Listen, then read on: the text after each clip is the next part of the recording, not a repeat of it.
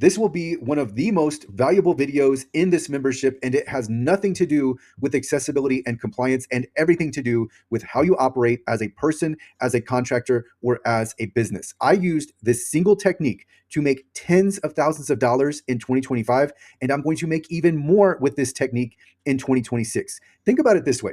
I could have this YouTube membership consist solely of this video, and the information in this video would easily exceed the cost of the YouTube membership for 20 years. That is how valuable this information is.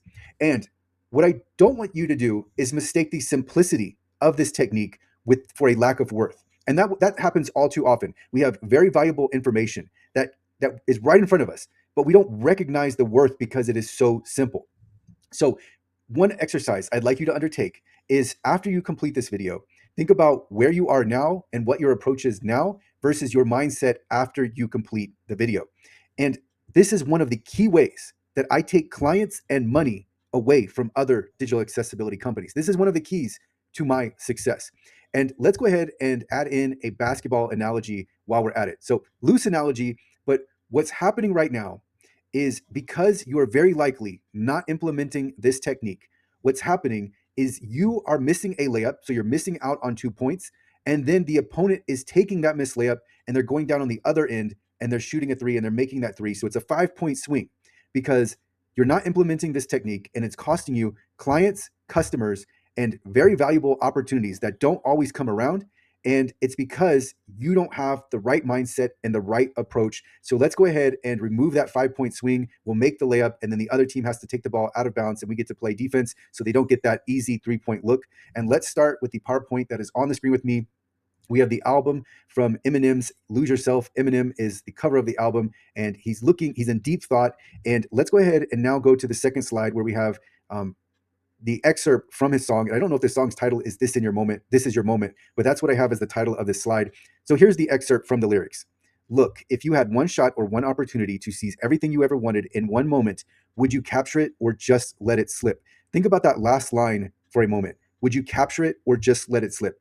99% plus people will just let it slip. So let's continue on. And let's go ahead and look at what letting it slip looks like through my LinkedIn inbox. So I've had an Indian firm, accessibility firm, who reached out to me many months ago, and they've been in contact with me over these last several months. And so what we're going to look at is our back and forth in the messages, and you'll see a very important point where the Indian firm's response is quite revealing. And I'll leave it at that. Let's just go through the messages. And this is all redacted for privacy. So, hi, Kris. I came across accessible.org and was really interested in the work your team is doing around accessibility and compliance and then I have redacted the name of their firm. We support organizations through accessibility consulting, audits, and outreach initiatives to help them build more inclusive digital experiences. I'd love to explore possible collaboration opportunities between our teams and see how we can complement each other's efforts in advancing accessibility. One side note before we continue. This general wording in the last paragraph is really bad. And I usually don't respond to this type of image, or not this type of image, this type of message. I did in this case. It was for a different reason, but don't be vague about what you want. Be specific. So exploring possible collaboration, you know exactly what you're after. Just state it. Do not use this type of cursory wording. Continuing on. My quick reply. Hi, thank you for the offer, but I already have contractors I am sourcing out work to. And then their reply is, thank you for getting back to me and letting me know. I completely understand and respect that you have existing arrangements in place. So again, the wording here is wrong. Don't go into this very fluffy wording. It's not how real people talk. And this is not helping anything. And then the message continues, if the need ever arises in the future or you'd like to explore, again, when you're exploring opportunities, this is all wrong. You already know what you want, so just state what you want. I know this is a side note, but I think it's important as we're going through this while we're at it. So if the need ever arises in the future or you'd like to explore additional support for accessibility projects, I'd be happy to reconnect and share how we can complement your efforts. And then, and keep in mind, these messages are taking place over months. Recently, I wrote them and I wrote, are you available for a Zoom call? I have some questions about PDF remediation. Thank you very much. And then we have the response, hi, Kris, sure, kindly let me know your availability tomorrow or whenever convenient. I shall assemble the technical team on the call. Thanks. And then I wrote back, today works too. Is anyone available today? Hi, Kris. Thank you for checking in. Unfortunately, our team has wrapped up for the day. Please let me know a time that works for you today. I think that was a mistake in writing today. Please let me know a time that works for you today or whenever it's convenient. I can pull my team together based on your availability. Looking forward to connecting. So obviously cannot pull the team together based on my availability because I stated my availability and we have this put off message. Now, I don't doubt that they're interested in talking to me, but if you've ever emailed me or if you've ever tried to meet with me, what you will know is that I move very quickly and now is the time. If I'm available and you're seeking to talk to me and I want to talk to you or I'm willing to talk to you, then it's the time is now. And if it's not now, then it might not ever be. And in this case, when they're writing unfortunately, they're really writing this to themselves. Unfortunately for you, you've decided that your team has wrapped up for today. That is a mistake. And let's go ahead and continue on. So now I didn't write back after this because I had okay, like I see you're not meeting, and I'm looking to talk to someone right now about PDF accessibility. So I don't write back. And then we have the message. Hi, Kris, just following up on my earlier message to see if you had a chance to share a time that works for you. We're flexible on our end and happy to align with your availability. And that's not true because my availability was earlier. Once I have your preferred time, I'll pull my team together accordingly. Looking forward to connecting when it suits you best. No, not when it suits me best. When it suits me best, I've already stated now or today, right? If it's not now, I understand. You're doing something right now. That's understandable. How about some other time today? Oh, unfortunately, our team is out for the day. Okay, that's bad for you. Um, so warm regards. I don't respond to that either. Another follow-up message. Hi, Kris, just checking back to see if you had a chance to share a time that works for you. We're happy to work around your schedule. You did not work around my schedule. That was not the case. And that's for the purposes of this video, I won't say it's fine, but it's understandable, right? Like that's just not how you operate. You're not someone who it's that important to, right? That's all this comes down to. It wasn't important enough for you to make this meeting happen, and your team was done for the day, and so that was it. No one was going to stay in extra, or in this case, the agent here could have also talked to me directly and relayed information. That didn't happen. Nobody met with me, and I didn't respond. And then so now all of this effort has been for nothing. So that leads me to this email, which is completely separate. This is an email that I wrote back to a prospective client. Now, we don't have this client, but this was potentially in play. And let's just go ahead and read through the email. Again, this is me writing back to a prospective client. Hi, name. This is very helpful background information. Thanks for providing it. Based on your guidance, and here we have an estimated 25% split across document types. Here is a budgetary estimate. Total 1,462,755 pages.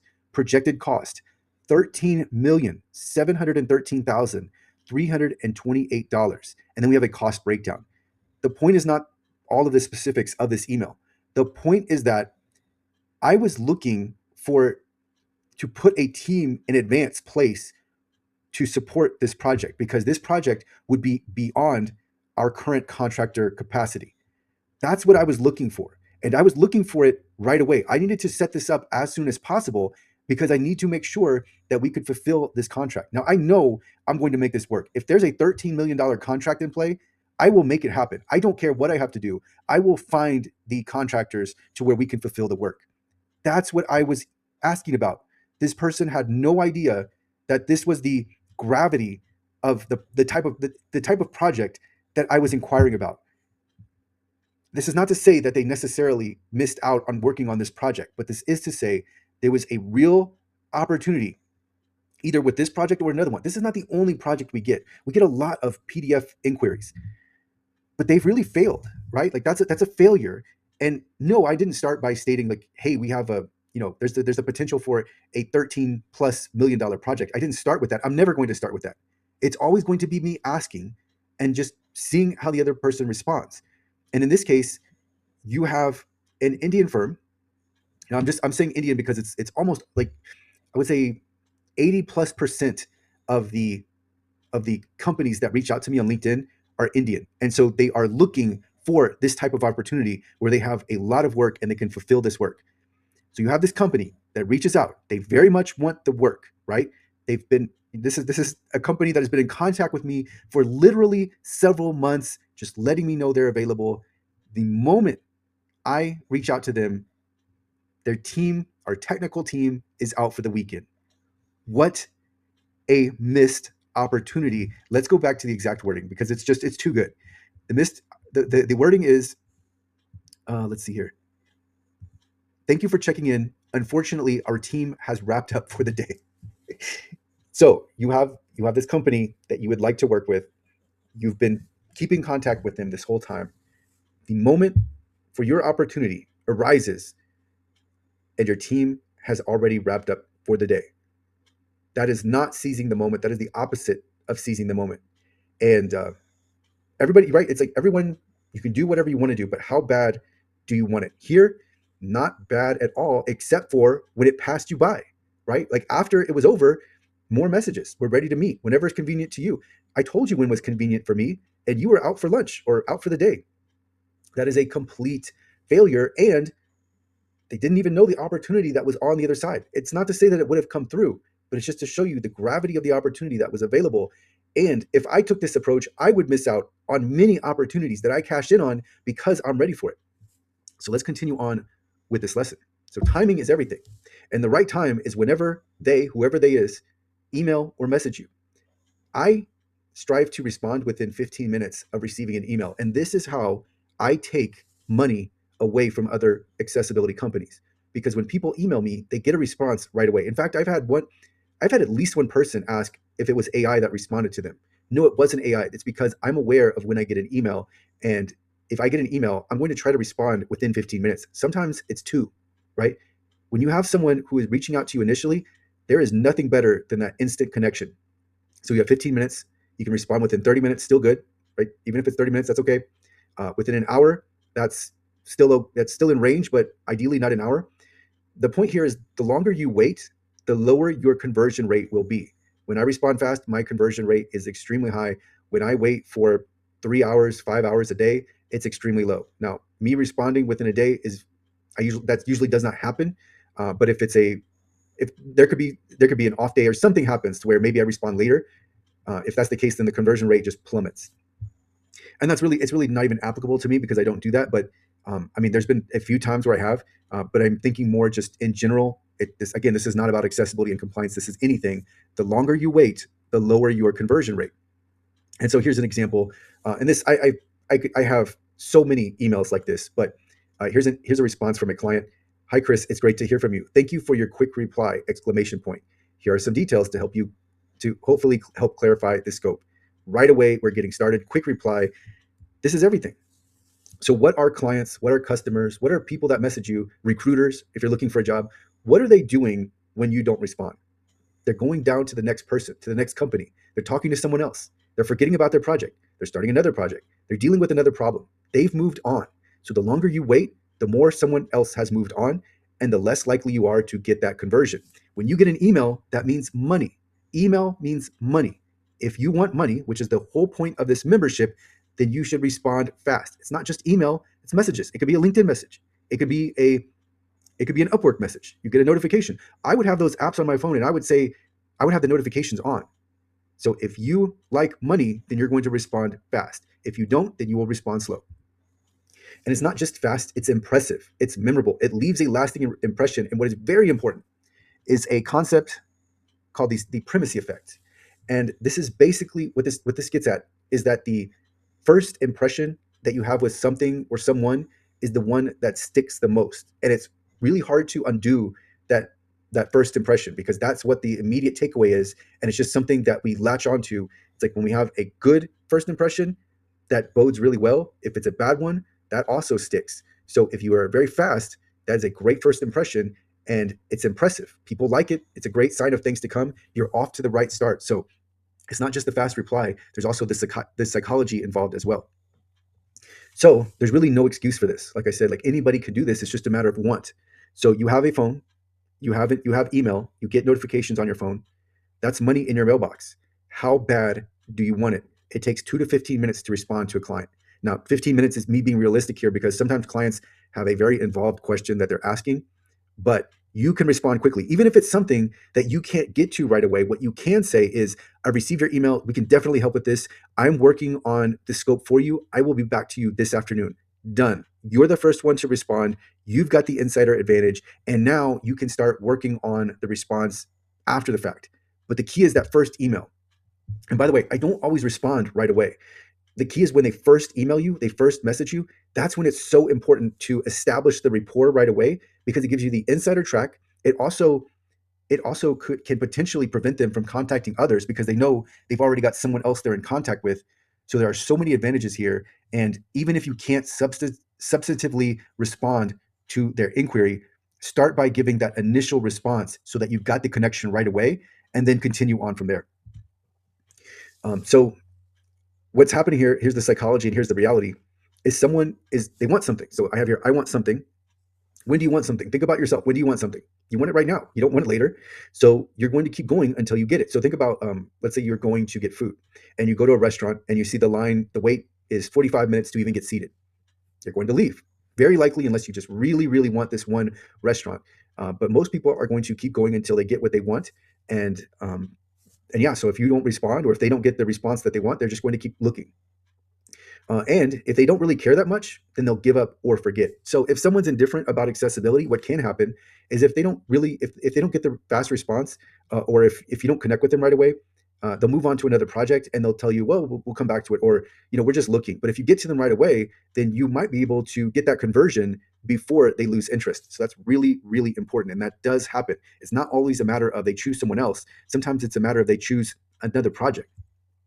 And this can apply to anything: jobs, freelancing, clients, customers, and beyond. It goes beyond just business and it goes into the personal side. But just looking at what I have here, if you're applying to a job and a recruiter reaches out to you, get back with them as soon as possible.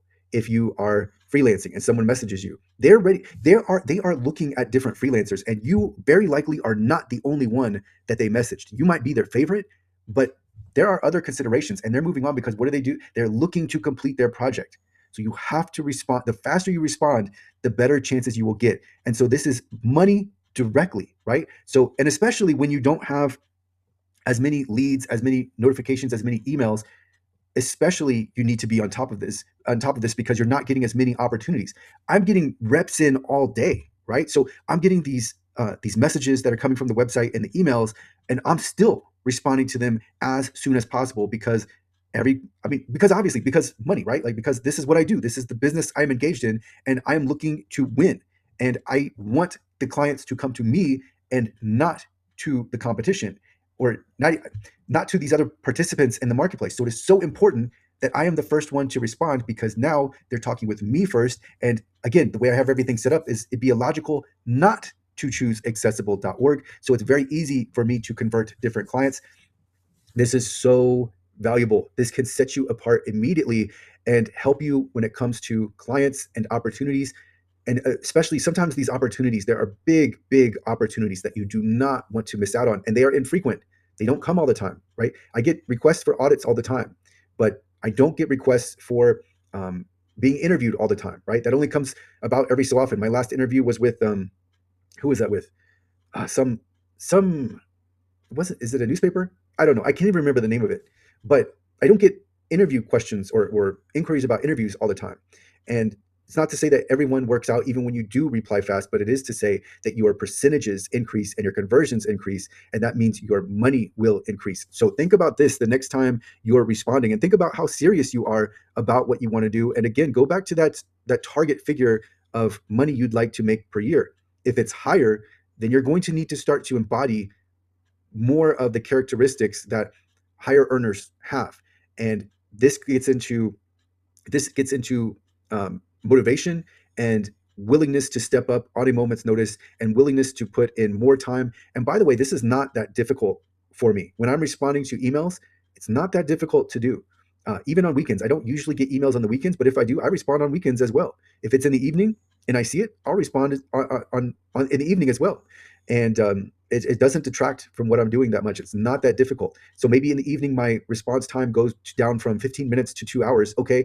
But even, relative to when I'm being messaged, I'm still ahead of the game, because other companies, they're not responding on the weekend. They don't respond Thursday at 8:30 p.m. I do, but it just depends. How bad do you want it? Are you going to be out for lunch? Or are you going to respond to an inquiry, right? Like, do you want that opportunity? And I mean, let's go back to the LinkedIn message. What's so funny about this to me is that they were obviously looking for that business, and they put in a lot of time and just a continual connection. And then when I reached out, They completely failed, and they were their team had wrapped up for the day. Unfortunately, tell yourself unfortunately, not unfortunately for me. It's unfortunate for you.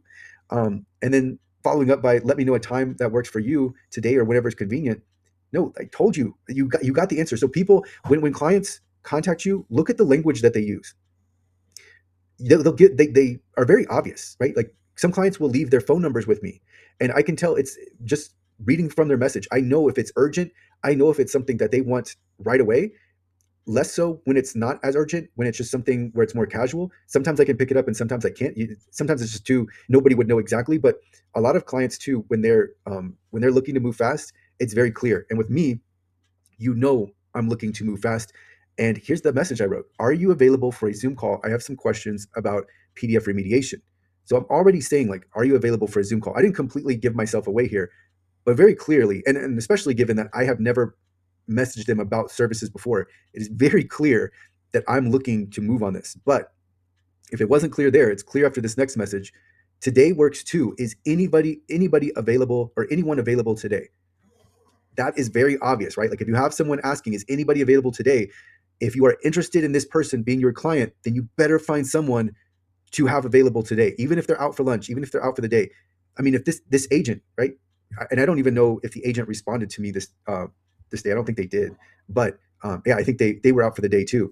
Mistake, like huge mistake. If you want money, if you don't, if you just want to be comfortable and go play, go play on your phone and go to lunch, then that's where you're going to end up, right? Like you're going to miss out on opportunities. And so you see the after effects though, because we have follow up after follow up after follow up, but it's like you missed your chance. This was your chance, and you decided you were out for lunch. Mistake. And so when you do get clients reaching out to you, especially when clients are more few and far between, you better respond to them as soon as possible. If you don't, your money goes down. And so this gets into a question, and it's up to you, right? This is up to you, and it depends on what level of business you want to be at. And when I say what level of business, how much money do you want? If you want more money, you're going to make clients more of a priority. If that's not as important to you, then you're not going to do it. And that's really all this comes down to. So you have to decide what your approach is going to be, what your money target is going to be. We've talked about this, but I belabor this point because it is one of the keys to my success. And what I especially like about this is clients are choosing my company over another accessibility company. And I am 100% maximizing the leads that come into me. I maximize my chance of converting these leads because I respond right away. And I can tell you over and over again, clients respond very positively and are very interested in the fact that they have someone who is ready to help them right away versus someone who responds whenever they get to it. Some clients, it doesn't matter. They're on their own timeline and they're going to respond in 1 day or 2 days. That's fine. The client can respond whenever they want to. But for me, especially if you are a brand new client, I'm going to make sure that I contact you and I connect with you right away. Now, you don't have to keep up this pace. Again, that's very important to keep in mind. This is for when the client initially reaches out to me. What I need to do is establish that connection right away. After that, the 15 minutes isn't as important because we're already talking, right? Like if I have a client where we've gone back and forth 3 times, that client understands I'm going to get back to them and they're already interested in working with me. But when you have someone who initially reaches out to you, that is the time when it is so important for you to respond right away. So takeaways here: one, think about your approach now. Like, how do you think about this now? And what is your thought process after having learned this technique? And then also, where do you want to be? Are you comfortable with where you're at, or do you want to level up? This is one of the keys. This is one of my primary keys to success. As I told you at the very beginning, this literally made me tens of thousands of dollars in 2025. It's going to make me so much more in 2026 because I've already in 2026, I'm already seeing so many more clients. So it just multiplies over and over again. And other accessibility companies, they don't even have a chance.